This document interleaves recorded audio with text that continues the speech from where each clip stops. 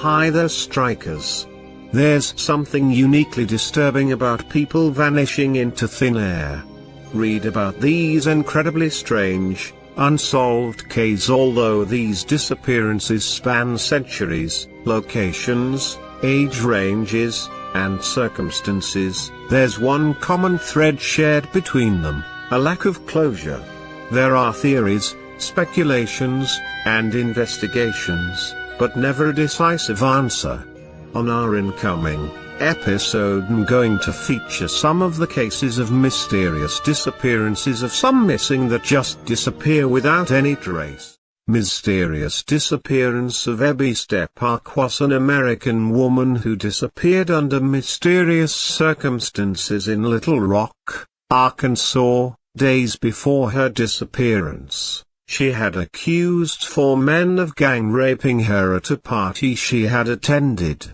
On October 25, 2015, she placed an erratic phone call to her older brother, Trevor. This was the last known contact anyone had with her. On October 27, her abandoned car was discovered in Chalamont Park in West Little Rock. Searches of the woods in the park were undertaken, but no sign of Stepak was found. She remained a missing person for nearly 3 years before her body was discovered in a drainage pipe in Chalamont Park in May 2018, in the immediate vicinity of where her car had been found. She was dead since the time her car was found.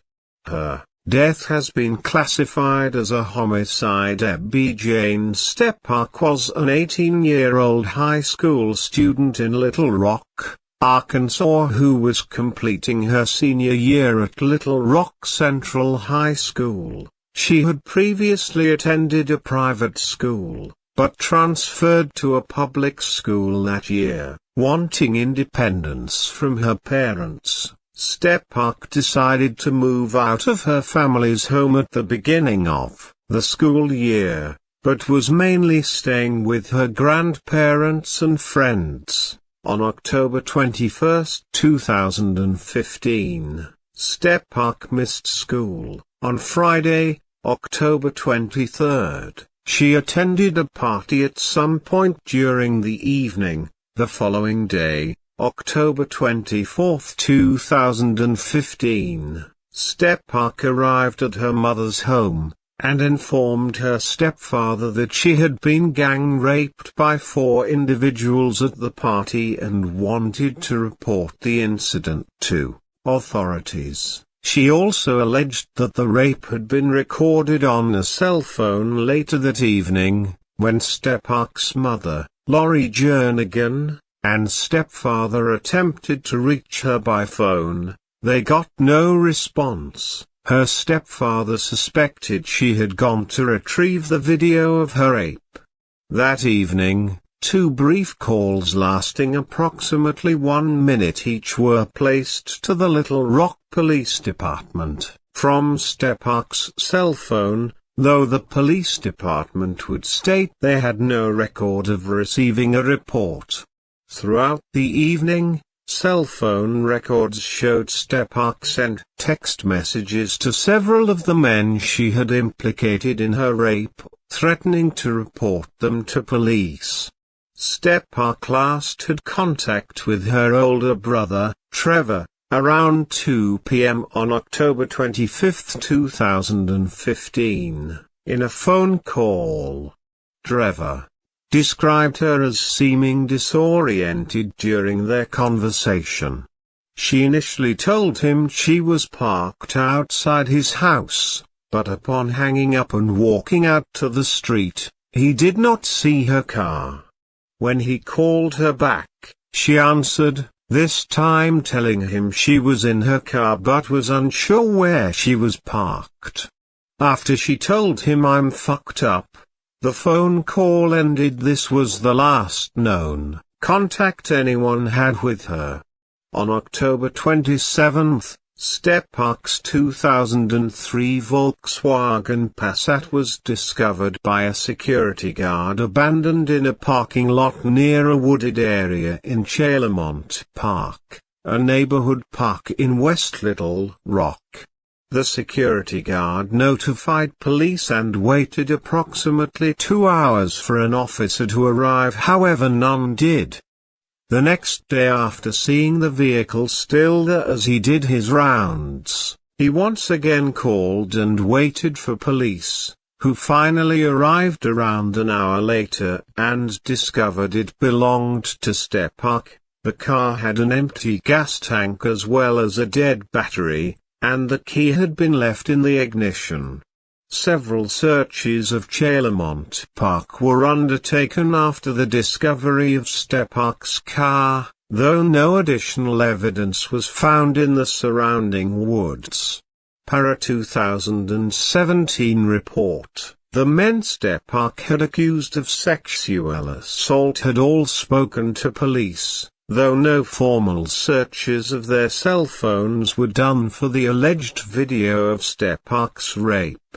In an attempt to bring publicity to her case, Step Park's mother and brother Trevor appeared on Dr. Phil in December 2017. The Step Park family offered a reward of $50,000 with information leading to their daughter's discovery.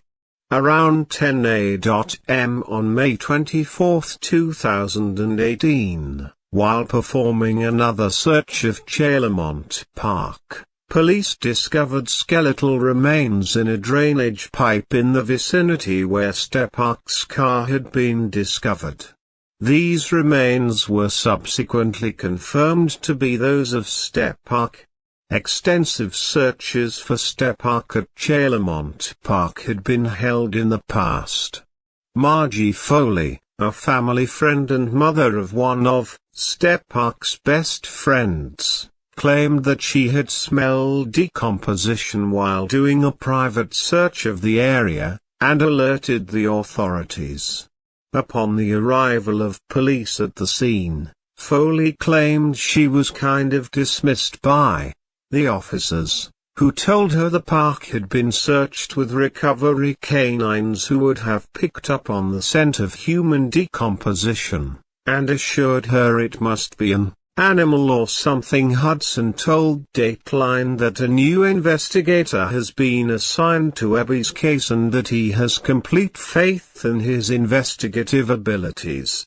Detective Bruce Maxwell has access to all of Hudson's work on the case and they are in constant contact. Shortly following the news of Hudson's retirement, Little Rock Police Department released a statement about Abby's case. The Little Rock Police Department is committed to work collectively to resolve all cold cases, more specifically the Abby Step Park case. Our cold case unit is comprised of seasoned investigators who have retired as active members of the Little Rock Police Department. Together, they will continue to work on any new developments in this case. Abby's mother Lori told Dateline she was devastated to see Hudson leave, but is hopeful that Maxwell will solve the case and finally get justice for Abby. My faith is so strong and I trust that God will bring answers, Lori said. But no matter what happens, I have peace. I have peace because Abby isn't alone. I have peace knowing neither Abby or Trevor are alone. They're together. Everything else? Well, with God, I'll make it through. Said by her mother.